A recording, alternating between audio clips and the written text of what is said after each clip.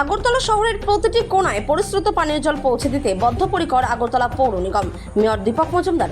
আগরতলা শহরের প্রতিটি কোণায় পরিশ্রুত পানীয় জল পৌঁছে দিতে বদ্ধপরিকর আগরতলা পৌর নিগম। শহরবাসীর এই মৌলিক চাহিদা পূরণের লক্ষ্যেই বৃহস্পতিবার 35 নম্বর ওয়ার্ডের অন্তর্গত আখাউড়া রোড এলাকায় এক বিশেষ পরিদর্শনে যান মেয়র দীপক মজুমদার। সেখানে জলের পাইপলাইন বসানোর জন্য নির্দিষ্ট জায়গাটি তিনি ঘুরে দেখেন।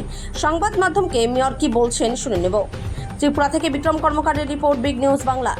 প্রথমত আকরা রোডের জায়গাটা যেটা আমাদের জলের পাইপলাইন বা অন্যান্য লাইনগুলি যাওয়ার যে জায়গাটা, এটা একটা নির্দিষ্ট করা হয়েছে। আমাদের কমিশনার সাহেব ছিলেন, আমাদের সাহেব ছিলেন এবং চিফ ইঞ্জিনিয়ার জল বোর্ডে ছিলেন এবং অন্যান্য আধিকারিক, আমাদের আগরতলা পৌর নিগমের সুপার ইঞ্জিনিয়ার, এক্সিকিউটিভ ইঞ্জিনিয়ার সহ অন্যান্য আধিকারিক ছিলেন।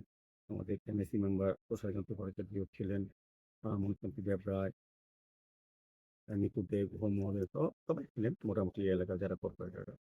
এখানে যে আমরা মোটামুটি যে সমস্যাটা ছিল সেটা সমস্যার সমাধানের জন্য ভিজিট করেছিলাম, ডিসিশন হয়ে গেছে। তারপর আমরা এখানে আসলাম, যেটা আমাদের দশমী ঘাটের পিছন সাইডটা পড়ে। তো দশমী ঘাট তো আমাদের সবচেয়ে উত্তর অঞ্চলের সবচেয়ে বড় নিরঞ্জন ঘাট। এটা আধুনিক ব্যবস্থা করা হয়েছে খুব সুন্দরভাবে। প্রচুর পুণ্যার্থী দর্শনার্থী আসেন।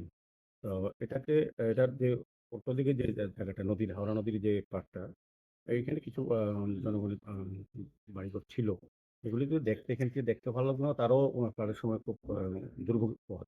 সেই কারণে আমাদের সরকার থেকে আমাদের বিশেষ করে স্মার্ট সিটি প্রকল্প এবং আসলে এমসি সিদ্ধান্ত নিয়েছেন যে ওই জায়গাটা পার্মানেন্টলি আমাদের কনস্ট্রাক্ট করে নিয়ে পাইলিং করে ওয়াল করা হবে। এখানে বিজ্ঞাপনের ব্যবস্থা করা হবে অন্য সময়, আর পুজোর সময় এটা ব্যবহার করে পুজো কাজে দেবে। মৌসুমে একটু সুন্দরভাবে সাজানোর জন্য এবং হাওড়া রিভার ডেভেলপমেন্টের কাজ প্রায় 95 থেকে 96% কমপ্লিট হয়েছে অলরেডি। স্মার্ট সিটি মিশন এটা করতে, তো এটাও এটার সঙ্গে জড়িত হয়ে গেছে। সাবজেক্টটা মাননীয় মুখ্যমন্ত্রী কিছু জমি হয়তো আসলে উদ্বোধন করবেন।